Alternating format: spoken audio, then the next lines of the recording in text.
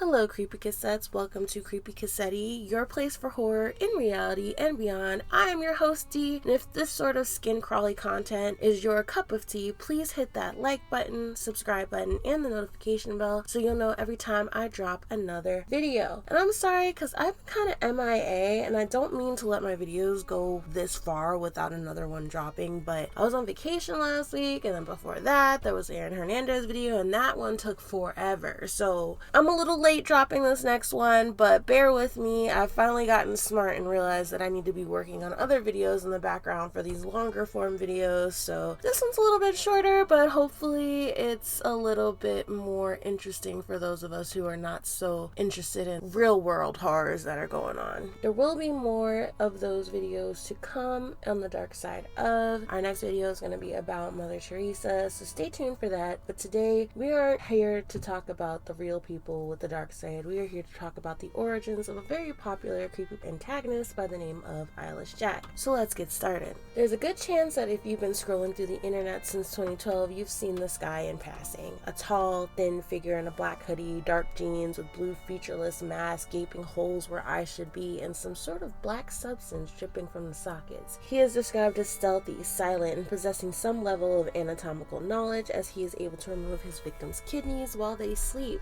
without waking them.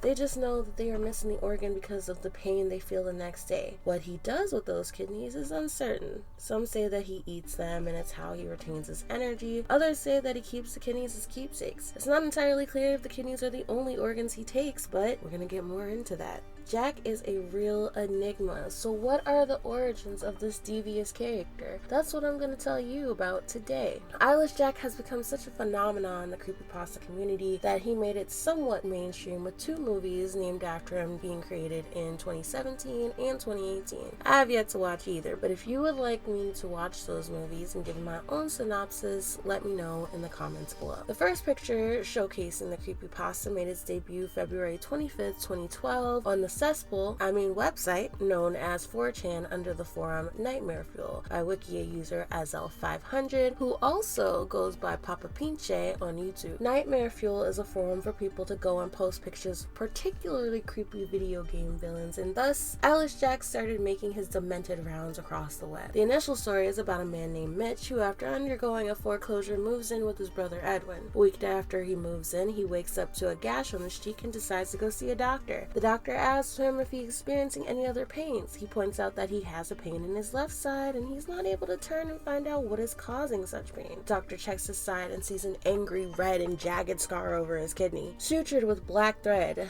Not medical stitches, just regular old thread. He returns to the house after his visit that night and around midnight wakes up to a blue mass with gaping black holes and some sort of black goo oozing from his eye sockets. Somehow he manages to disappear into the woods and ends up tripping over a rock and being knocked unconscious. He wakes up in the hospital a few hours later, his parents surrounding him, and they tell him that his brother was murdered that night. A little while later, his parents take him back to the house to pick up his things. When he walks down the hallway to his room, he finds his brother's corpse and a kidney with a bite taken out of it, covered in some sort of black goop. Which honestly, I'm still wondering why the brother's body was even still there. Maybe that's just me. The story was removed from Creepypasta by Papa Pinche. The site had decided to remove Jeff the Killer, and he wanted to remove his story before the site's moderators had an opportunity to take it down themselves. The second and more popular version of the Eyeless Jack origin story, written by La Mishi Mishi, sees straight A student Jack Nichols becoming Eyeless Jack. Jack, who wasn't friendly with really anyone beside his college roommate Greg, befriends a strange girl named Jenny and her group of friends. Not long before their little hangout, he has a dream about a cult-like atmosphere of people dressed in robes and chanting about some demon named Chernobog. When he wakes up and explains the dream to his roommate, the two friends just sort of brush it off. A little while later, he receives an invitation from Jenny to hang out with her group of friends in a little forest cave not far behind campus. He hangs out for a little while, getting to know a little about the group before returning to the dorm in an attempt to beat a brewing thunderstorm. When he returns to the dorms, he finds his friend Greg waiting for him, and Jack tells him where he's been. Greg attempts to warn Jack that Jenny is strange and into some weird stuff and is always reading books about cults. Jack brushes off Greg's concern and just goes about his evening as normal. At around 2 a.m., Greg shakes Jack awake, pointing out a fire in the distance around the area where Jenny and her crew hang out. Jack decides to investigate, attempting to talk Greg into into going with him. Greg declines because, as we all know, the old phrase, curiosity kills the cat, so Jack goes alone, dressed in blue jeans, a black hoodie, and carrying a flashlight. Jack makes it to a clearing in the woods, hides behind a tree, observing the strange sight set before him. There are people in black robes wearing blue masks that have no noses or mouths. They are chanting, calling forth a demon named Chernobog to choose his son. Jack attempts to flee the scene, but before he can get away, he comes face to face with Jenny. He tries to convince her to come with him, but he is knocked out cold via rock to the temple. The group dumps a bucket of water on him, effectively bringing him back to consciousness, and he finds himself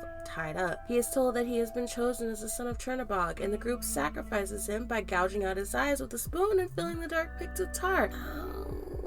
Yeah, that's not cool. Okay. This effectively kills Jack, but his body is possessed, and quickly he dispatches of all the cult members, tearing off their masks, disemboweling them, and slitting their throats. He snatches one of the masks from his victims and puts it on. His nails and teeth have sharpened to razors. Jenny is the only cult member still clinging to life, and she begs him to take her to paradise. Jack just walks away, letting her suffering continue. A little while later, a news report about the incident comes up. Many college students found dead in a clearing near the college, and student Jack Nichols has disappeared. Woo! I read over both stories to create this short video, and man, the things that people come up with. Very creepy. There are countless fan fictions about Eyeless Jack, but he is not to be confused with Laughing Jack, who will be the subject of the next video. I intend to make this a series looking into the origins of popular creepypasta antagonists, so let me know in the comments below what creepypastas you'd like to hear the origins of. Also, tell me which Eyeless Jack story creeped you out the most. I'm actually partial to La Mishi Mishi's version. Personally, I never want to wake up to find this mug hovering over me. Stay tuned, and I will be back real soon with the next video. Take care, y'all, and maybe watch out for your kidneys.